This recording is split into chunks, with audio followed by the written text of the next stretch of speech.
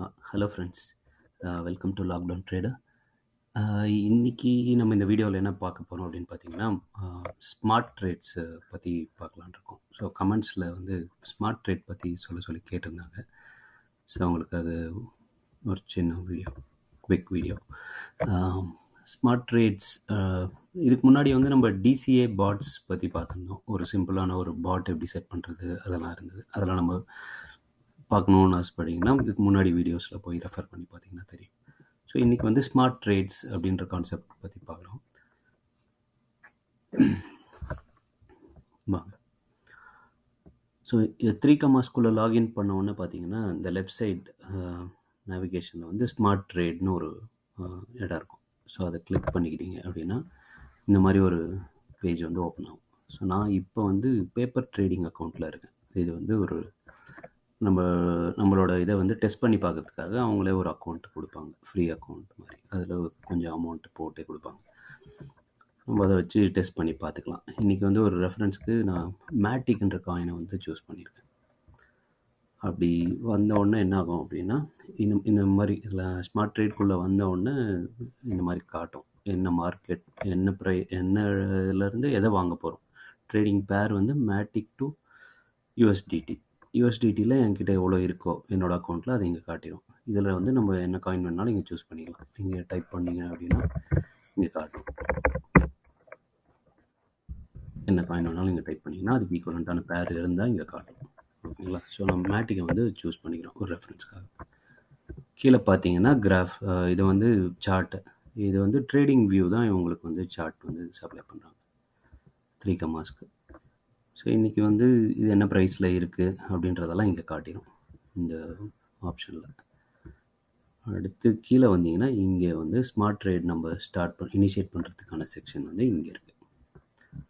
So ஒரு smart trade அப்படின்னு பார்த்தீங்கன்னா யூஎஸ்டிடியை வச்சு நான் வந்து மேட்டிக் வாங்க போகிறேன். அதை வந்து நான் இப்போ கரண்ட் ப்ரைஸ்லேயும் வாங்கலாம், இன்னும் ப்ரைஸ் கீழே இறங்கும் போது வாங்கலாம், இல்லை மேலே ஏறும் போது வாங்கலாம். அதுக்கான ஆப்ஷன்ஸ் எப்படி செட் பண்ணுறது அப்படின்றது வந்து நம்ம இங்கே பார்க்கலாம். இப்போ கரண்ட் மார்க்கெட் ப்ரைஸ்ன்னு பார்த்தீங்கன்னா 1.44929 இருக்குது. கொஞ்சம் அது இங்கே டிவியேட் ஆகிட்டே இருக்கும். மார்க்கெட் மூவ் ஆகும் இங்கே கரண்ட் மாறிக்கிட்டே இருக்கும். ஸோ நம்மக்கிட்ட இருக்கிற அமௌண்ட் வந்து இவ்வளோ நம்ம அக்கௌண்ட்டில். அதில் நான் எவ்வளோவுக்கு நான் இதை வாங்க போகிறேன் அப்படின்றத கீழே நீங்கள் செட் பண்ணலாம். நீங்களாக ஒரு அமௌண்ட் ஃபிக்ஸ் பண்ணிங்கன்னா அதை நீங்கள் என்டர் பண்ணிக்கலாம். அப்படி இல்லை நான் என்கிட்ட இருக்க மொத்த காசில் இவ்வளோ பர்சன்டேஜுக்கு நான் வாங்க போகிறேன், 10% அமௌண்ட்டுக்கு நான் வாங்க போகிறேன்னா அதை செலக்ட் பண்ணிட்டீங்கன்னா அதுவாக அமௌண்ட்டை போட்டுக்கும். நீங்களாகவும் இங்கே அமௌண்ட்டை போட்டுக்கலாம். இப்போ நான் ஒரு 500 ரூபாய்க்கு வாங்குறேன்னு வச்சுக்கோங்க.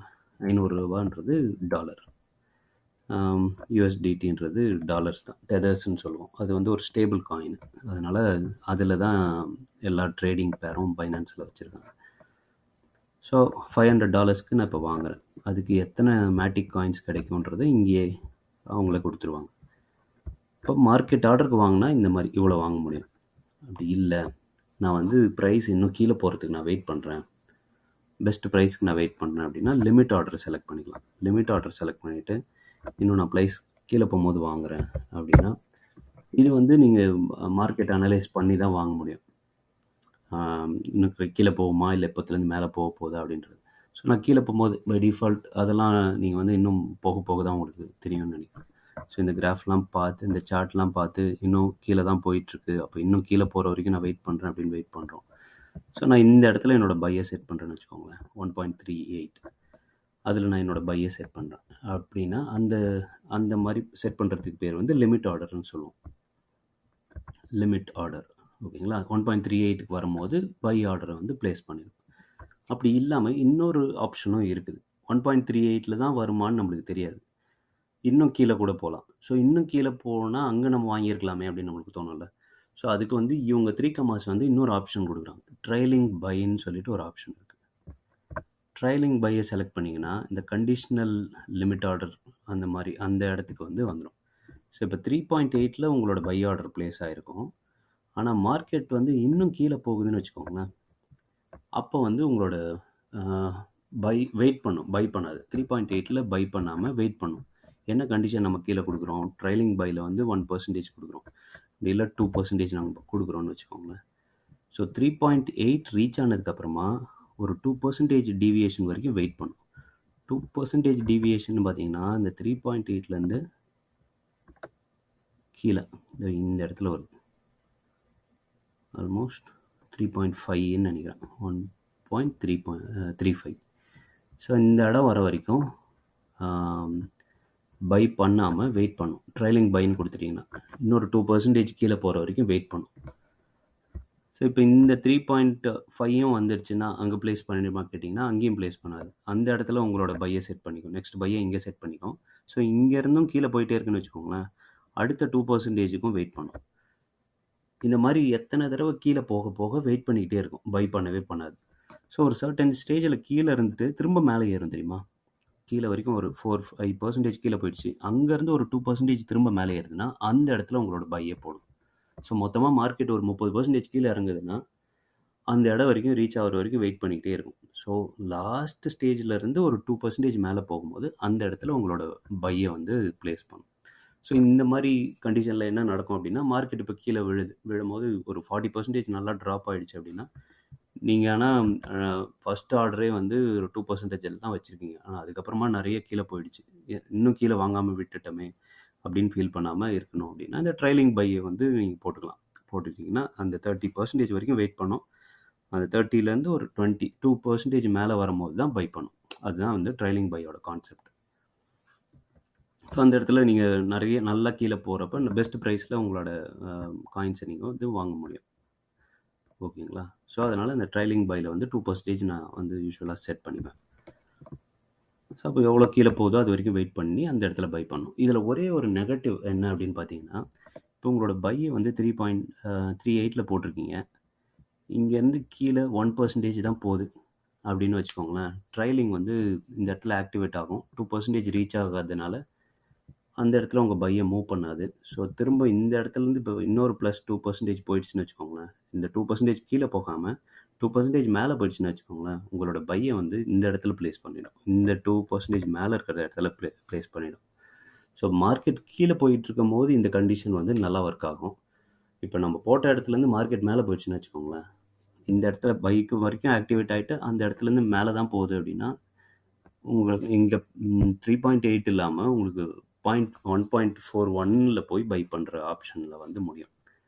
ஸோ இது வந்து நம்ம நம்ம நம்ம செட் பண்ணுற டைமை பொறுத்து தான் வச்சுக்கோங்களேன். இப்போ நம்ம இன்னும் கீழே போகுதுன்னு எதிர்பார்க்குறோம், அந்த இடத்துல நீங்கள் இந்த மாதிரி ட்ரைலிங் ஆப்ஷன் போட்டிங்க அப்படின்னா உங்களுக்கு வந்து அது நல்லா ஒர்க் அவுட் ஆகும், இந்த ட்ரைலிங் பைன்றது.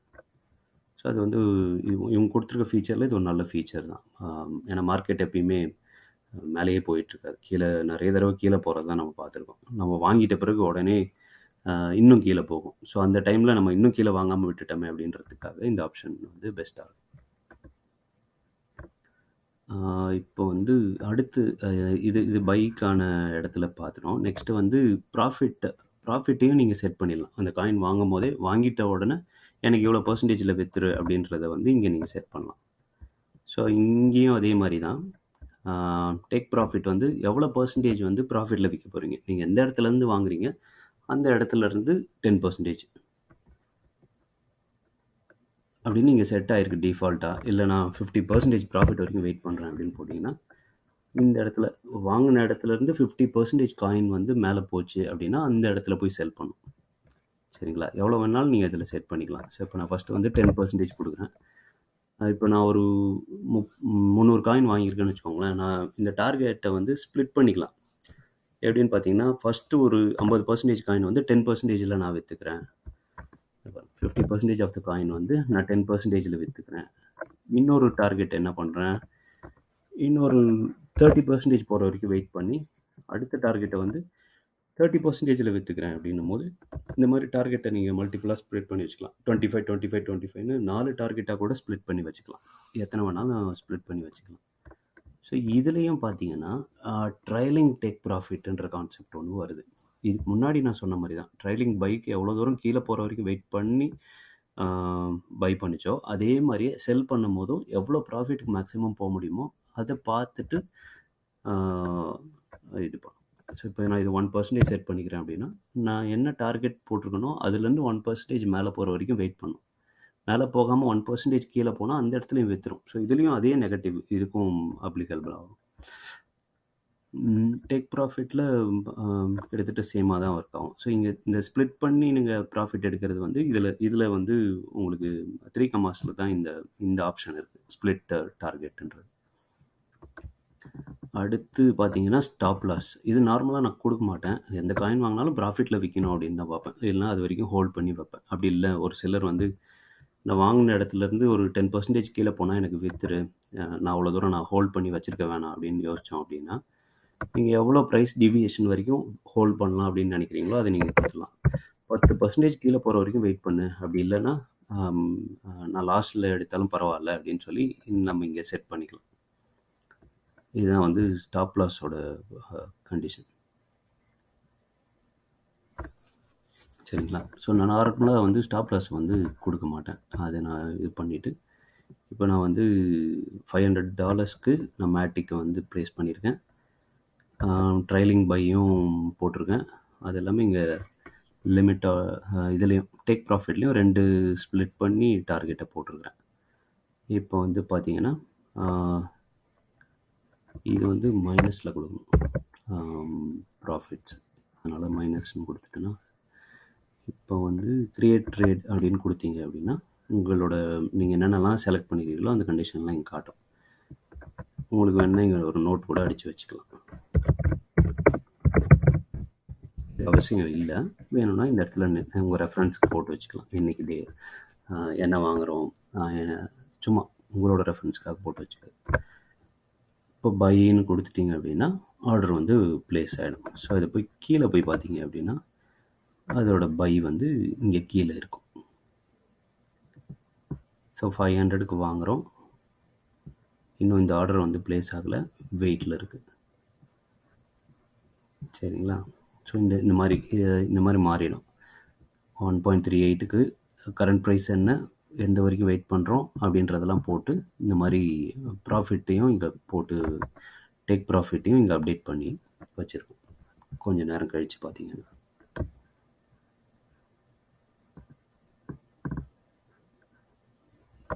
ஸோ நார்மலாக இந்த மாதிரி காட்டும். இன்னும் ஆர்டர் ப்ளேஸ் ஆகிறதுனால இங்கே வெயிட்டுன்னு இருக்குது. ஸோ ஆர்டர் ப்ளேஸ் ஆகிடுச்சுன்னா 1.38ல் பை பண்ணோம், கரண்ட் ப்ரைஸ் என்னன்னு காட்டும். டேக் ப்ராஃபிட்டில் 2 டார்கெட் வச்சுருந்தீங்கன்னா இந்த மாதிரி ஸ்ப்ளிட் பண்ணி இதே மாதிரி காட்டும். ஸோ ஆர்டர் ப்ளேஸ் ஆன உடனே உங்களோட ப்ரைஸ் வந்து கரண்ட் ப்ரைஸ் வந்து இங்கே மூவ் ஆகிடும். ஸோ அப்போத்துலேருந்து நீங்கள் பார்க்கலாம் ப்ராஃபிட்டில் இருக்கா இல்லையா அப்படின்றத இதுலேருந்தே பார்க்கலாம்.